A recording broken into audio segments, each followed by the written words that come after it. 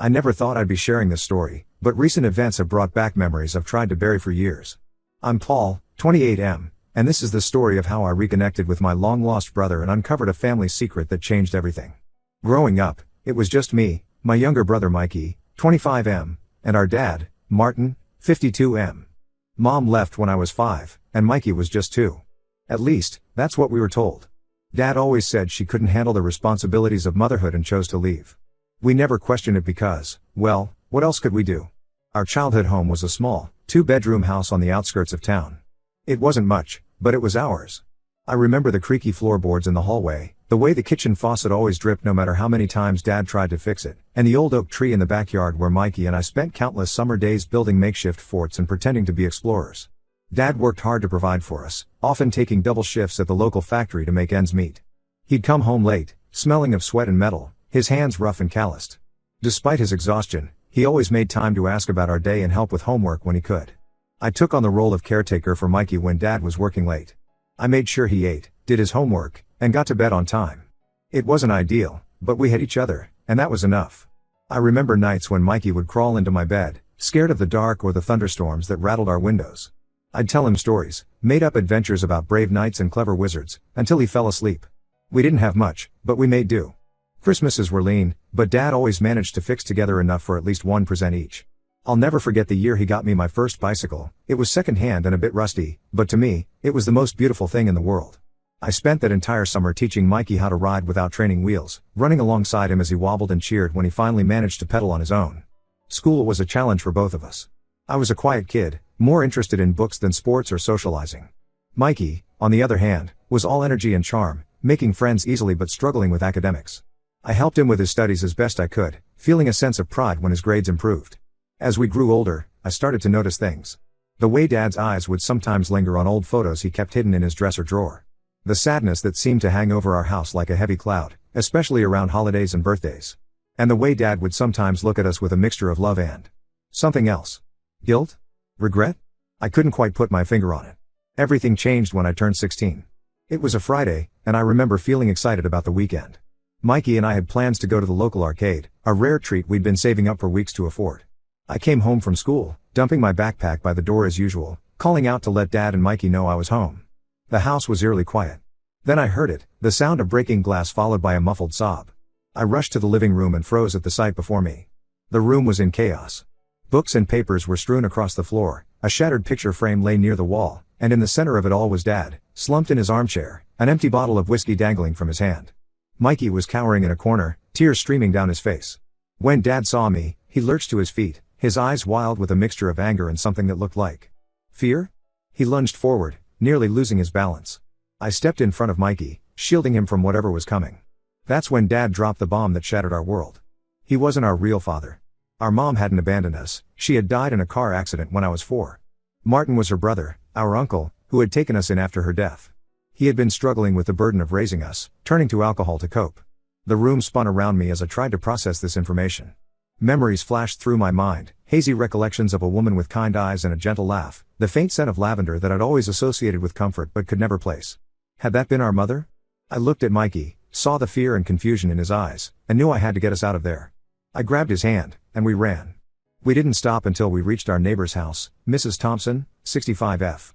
She had always been kind to us, offering cookies and a sympathetic ear when things got tough at home. Mrs. Thompson took us in that night, her face creased with worry as she made up the spare room for us. I remember sitting at her kitchen table, a mug of hot chocolate growing cold in front of me, as she called social services. Mikey fell asleep on the couch, exhausted from crying, while I sat there, numb and silent, trying to make sense of how our lives had changed in just a few short hours. Within a week, Mikey and I were placed in separate foster homes. I fought hard to keep us together, pleading with the social workers, but the system had other plans. The last time I saw Mikey, he was being driven away in a social worker's car, his small face pressed against the window, tears streaming down his cheeks.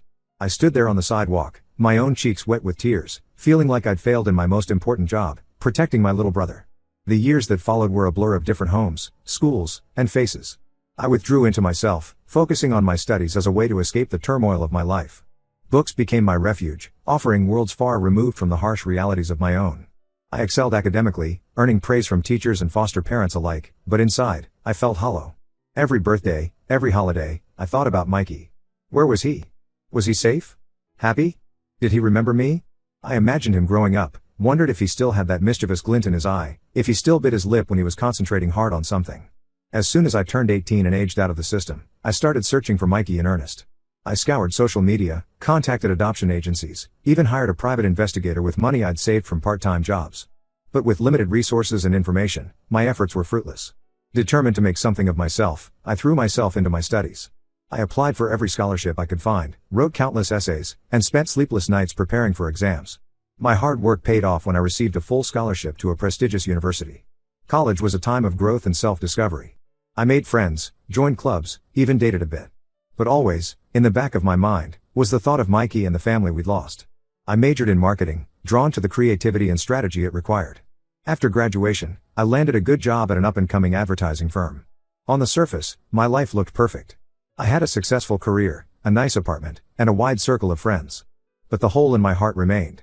Every time I saw brothers together, at the park, in restaurants, on the street, I felt a pang of loss so acute it took my breath away. Then, last month, everything changed. I was scrolling through Facebook mindlessly one evening when I received a friend request that made my heart stop. The name on the profile was Michael Thompson. The profile picture showed a young man with familiar eyes, my eyes. With shaking hands, I accepted the request. Within minutes, I received a message. Paul? Is it really you? It's me, Mikey. I've been looking for you for so long. We arranged to meet at a local coffee shop. The days leading up to our meeting were a mixture of excitement and anxiety. What if he didn't like the person I'd become? What if we had nothing in common anymore? What if this was all some cruel mistake? When I saw him walk into the coffee shop, all my fears melted away. He had grown so much, but I could still see the little boy I used to protect. We hugged for what felt like hours, both of us crying and laughing at the same time. The other patrons in the coffee shop must have thought we were crazy, but we didn't care. Over steaming cups of coffee that grew cold as we talked, Mikey told me his story. Mrs. Thompson, our kind neighbor from all those years ago, had pulled some strings and adopted him shortly after we were separated. She had tried to adopt me too, but by then, I had already been placed with another family. She gave Mikey her last name to protect him from Martin, which is why I could never find him. Mikey's life with Mrs. Thompson sounded like something out of a heartwarming movie. She had been patient and kind, helping him work through the trauma of our separation and the revelations about our past. She encouraged his interests, celebrated his achievements, and provided the stable, loving home we had always craved. We spent hours catching up. Mikey is now a teacher, married to his high school sweetheart, Lisa, 24F. They're expecting their first child in a few months. He showed me pictures of his life, his friends, his home. I was overjoyed to see how happy and successful he had become. But there was more to the story. Mikey had been doing some digging of his own, trying to uncover the truth about our past. He had discovered something that shook us both to the core. Our mother hadn't died in a car accident. She had been murdered. And Martin, our uncle who raised us, was the prime suspect. The case had gone cold years ago, but Mikey had found old newspaper articles and police reports. The evidence was circumstantial, but it painted a damning picture. Martin had been the last person to see our mom alive. He had inherited her house and custody of us after her death. And there were inconsistencies in his alibi that were never fully explained. As Mikey laid out everything he'd discovered, I felt like I was in a movie, one of those twisty crime dramas where nothing is as it seems. How could this be our life? How could we have lived with a potential murderer? And if Martin had killed our mother, why had he raised us as his own? Now, we're faced with a decision. Do we reopen old wounds and push for the case to be reinvestigated? Or do we leave the past in the past and focus on rebuilding our relationship as brothers? I'm torn. Part of me wants justice for our mother, wants to know the truth about what happened that night. But another part of me is terrified of what we might uncover. What if Martin really did kill her? Can we handle that truth? For now, Mikey and I are taking things one day at a time. We're getting to know each other again, filling in the gaps of the years we missed. It's strange and wonderful and heartbreaking all at once. We swap stories of our childhoods, the good and the bad, and marvel at how different our paths have been. I don't know what the future holds, but I do know one thing: I'm never letting my little brother go again. Whatever comes next, whatever truths we uncover, we'll face it together. Because that's what brothers do. Update 1, it's been 2 months since I reconnected with Mikey, and so much has happened that I hardly know where to begin. The joy of our reunion has been tempered by the weight of the past we're uncovering, but having my brother back in my life has given me a strength I never knew I possessed. After much discussion, Mikey and I decided to pursue the truth about our mother's death. We couldn't let it go, knowing there was a possibility that her killer was still out there, possibly the very man who raised us. The decision wasn't easy. We spent countless nights talking it over, weighing the potential consequences against our need for closure. We started by reaching out to the detective who had originally worked on the case, Detective Simmons, 58M. Finding him wasn't easy. He'd retired years ago and moved to a small town on the coast. But Mikey, ever resourceful, managed to track down his contact information through an old colleague at the police department. When we called him, Detective Simmons was initially hesitant to discuss the case. But something in our voices must have moved him, because he agreed to meet with us. We drove 3 hours to his hometown, a quaint little place with more fishing boats than cars. We met Simmons at a small diner by the harbor. I'll never forget the look on his face when we walked in. He looked like he had seen ghosts, his weathered face paling as he recognized us from old case photos. "I always wondered what happened to you boys," he said, his voice gruff with emotion. "Your mother's case. It haunted me for years." Over plates of greasy diner food that none of us really ate, Detective Simmons spent hours going over the case with us. He shared details that hadn't been in the newspaper articles or police reports we had found. Our mother, Angela, 29F, had been found in her car at the bottom of a ravine off a lonely stretch of highway. The initial ruling was an accident, but Simmons had never bought it. There were no skid marks on the road, he explained, his coffee growing cold as he gestured with his hands. No sign that she had tried to brake. And the guardrail? It looked like it had been hit with considerable force. More force than you'd expect from a car simply veering off the road. And then there was the matter of the life insurance policy. Just 2 weeks before her death, Martin had convinced Angela to take out a substantial life insurance policy. He was the sole beneficiary. It wasn't enough to convict him, but it was enough to make Simmons suspicious.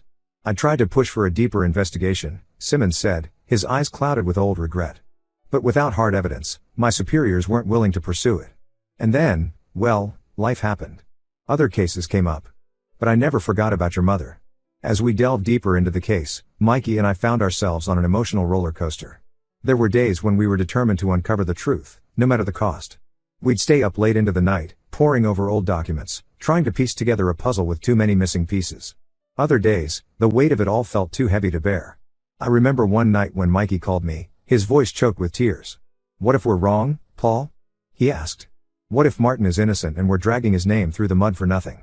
I had no answers, only shared uncertainty and a promise that whatever we discovered, we'd face it together. One particularly difficult day, Mikey and I decided to visit our childhood home. It had been sold years ago, but we thought seeing it might jog some memories. As we stood on the sidewalk, staring at the house where we had spent our early years, a flood of memories washed over me. I could almost hear the echo of our childish laughter, see the ghost of our younger selves playing in the yard. As we stood there, lost in our thoughts, an elderly woman approached us. She walked slowly, leaning on a cane, her silver hair gleaming in the afternoon sun. "Can I help you boys?"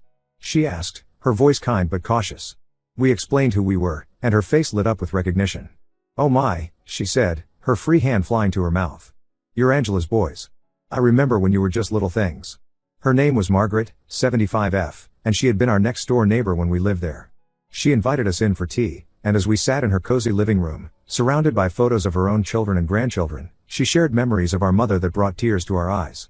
"Your mother was a wonderful woman," Margaret said, pouring tea into delicate china cups. "So full of life and love for you boys. She used to bring you over here sometimes, you know. You'd play in the backyard while we chatted. She was always talking about her plans for your future, how she wanted to give you the best life possible."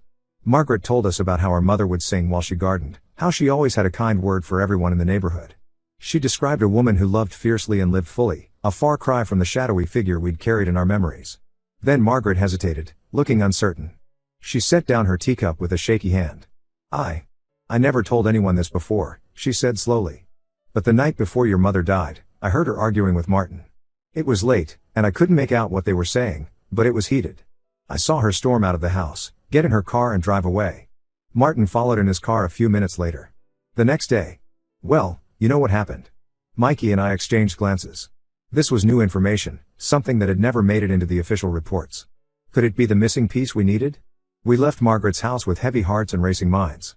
On the drive home, we dissected every word of her story, trying to fit this new piece into the puzzle of our past. Armed with this new lead, we went back to Detective Simmons. He listened intently, his brow furrowed in concentration as we relayed Margaret's account. "This could be significant," he said, rubbing his chin thoughtfully. "I always felt there was more to the story." Simmons agreed to help us push for the case to be reopened. He warned us it would be an uphill battle given how much time had passed, but he had connections in the department and promised to do what he could. As we navigate this complex and emotional journey, Mikey and I have grown closer than ever. We talk every day, sharing our fears, our hopes, our memories. It's strange how quickly we've fallen back into the rhythms of brotherhood, as if the years apart were just a brief interruption. Lisa, Mikey's wife, has been incredibly supportive through all of this. She's often there during our late-night strategy sessions, offering a fresh perspective or just a comforting presence. I can see why Mikey fell in love with her. She has a quiet strength that seems to ground him. There are moments when the weight of it all feels overwhelming. Like when we found an old photo album in Margaret's attic, filled with pictures of our mother.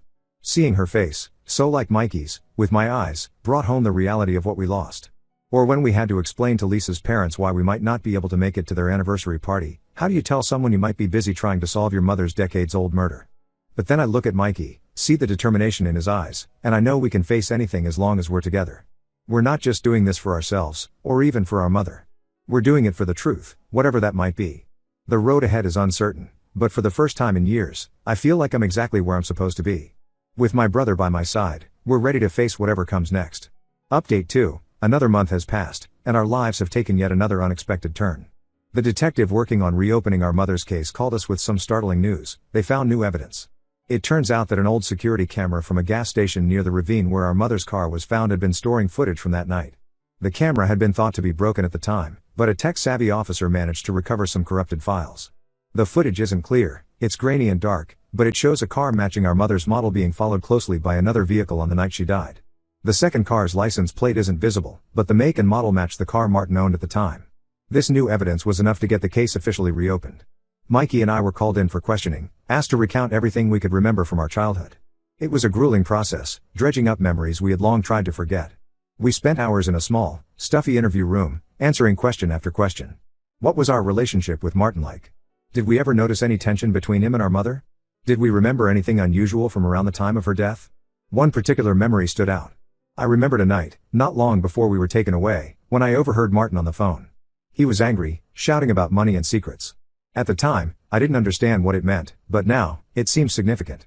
I told the detectives about this, watching as they exchanged glances and scribbled notes.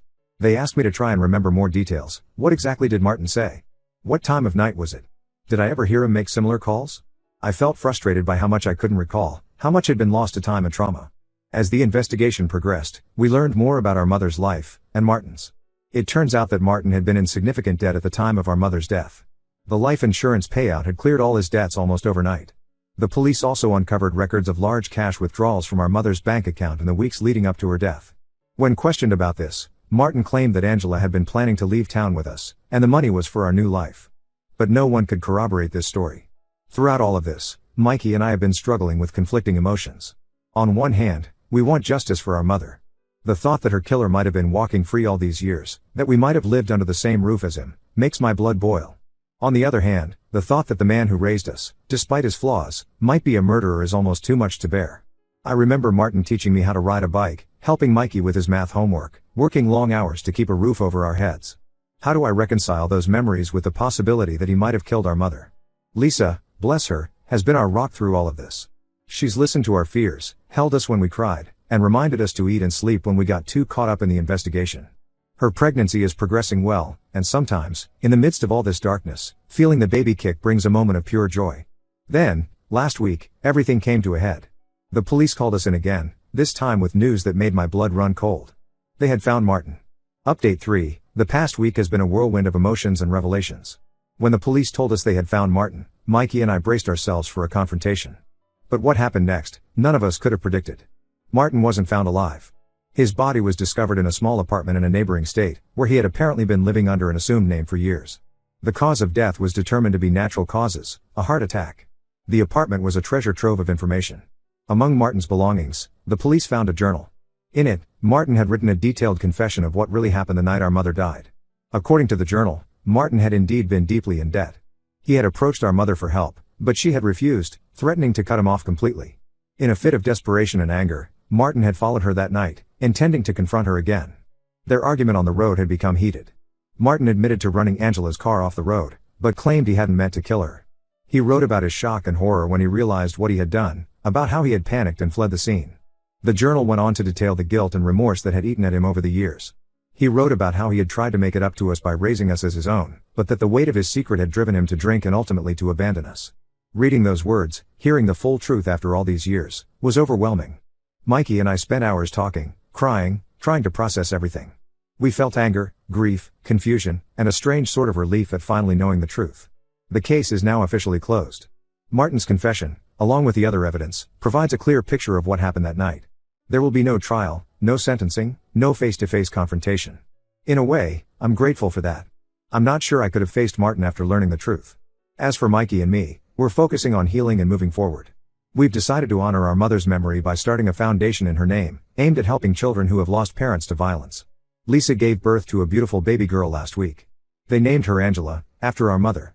Holding my niece for the first time, I felt a surge of love and protectiveness. I promised her silently that she would grow up knowing the truth about her grandmother, not just how she died, but how she lived and loved. This journey has been painful and difficult, but it's also brought Mikey and me closer than ever. We've reclaimed our past, confronted our demons, and now we're ready to face the future, together, as a family.